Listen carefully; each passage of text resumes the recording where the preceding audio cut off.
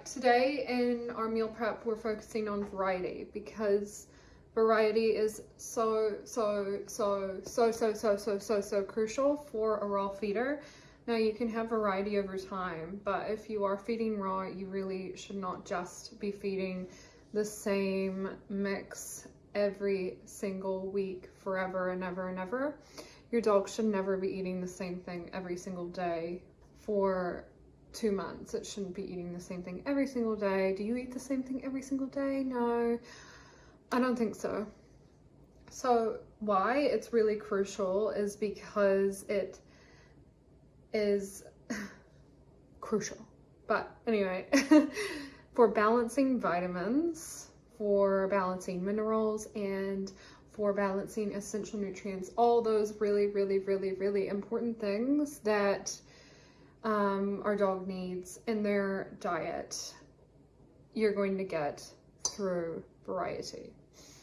The other thing that is huge with variety is that it will prevent development of food intolerances and allergies. So make sure you are feeding a variety from the get-go. Right. And when I say that, obviously taking into precaution your dog's poops. So today I'm just gonna show you really quickly what we're using, and then after that I'll sort of just do a quick little, you can watch me meal prep. Okay, so I've got Wallaby mince. Now this is a real huge shout out to Queenstown Best for Pets because they have really good variety that you can't get from a lot of different places down in the South Island in this area. So I am getting a lot of my variety from them, and then, you know, I can get my normal things when I need them around at the supermarket or at Nichols or whatever. So I've got Wallaby mince. I've got lamb liver, which is great because I can't find lamb liver at the supermarket. I can normally only find chicken livers. Now, it's going to be different anywhere you live, so if you've got access to variety all the time, then that is fantastic. I have gotten a free sample of a real sardine, so not in a can, which I'm really excited for Hare to try for the first time. Then I've got some duck nibbles. These are his bone for the week. I have stuffed beef kidney this week, which is from the supermarket. And I have last but not least, I have Hare pieces with literally with hair on them. Ha ha ha. There, it's, you know, it's fur, but a lot of people are nervous about feeding fur, but fur is really beneficial.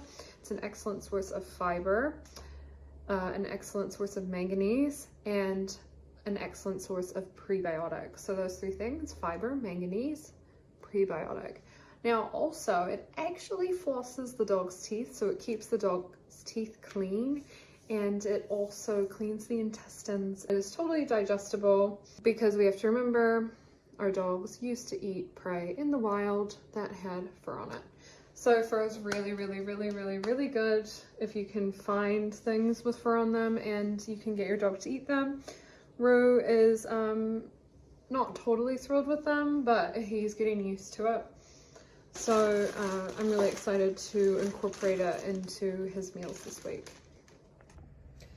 This week I'm also not using a scale because I believe that over time it's really important to note that you won't need a scale forever, and you will actually get really used to how much food your dog needs and feeding the dog in front of you rather than obsessing over the numbers.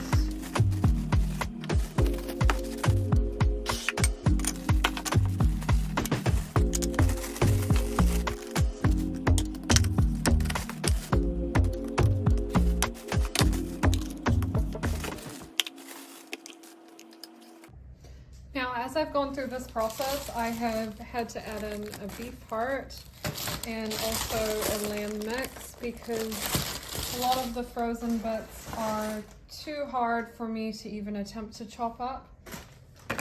And it's gonna work a lot better for the week if I add these in. So totally fine. A lot of the Hare pieces are pretty big, so I would rather just keep them big and save them for down the line.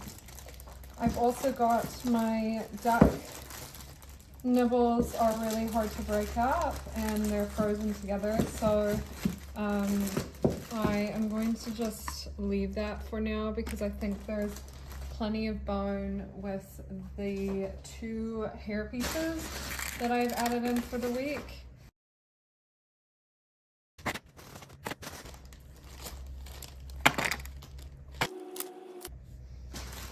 And if the gist of our meals are ready, then I'll be able to defrost any additions during the week.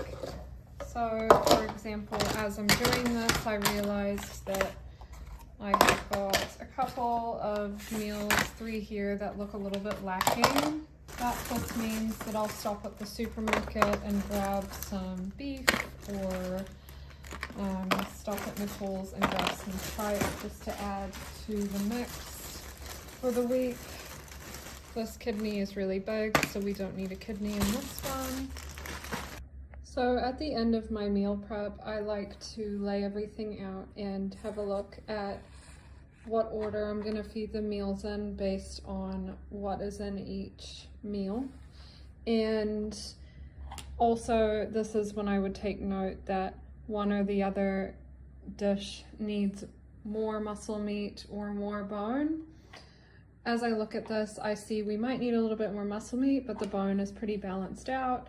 We might add a couple more nibbles in as I defrost them through the week into a couple of these meals. But as you can see here, I've got bone tonight, I've got bone the following day. Then I have about 4 days with no bone, which I imagine I will add in a few nibbles here and there. And then I end the week with another Hare piece.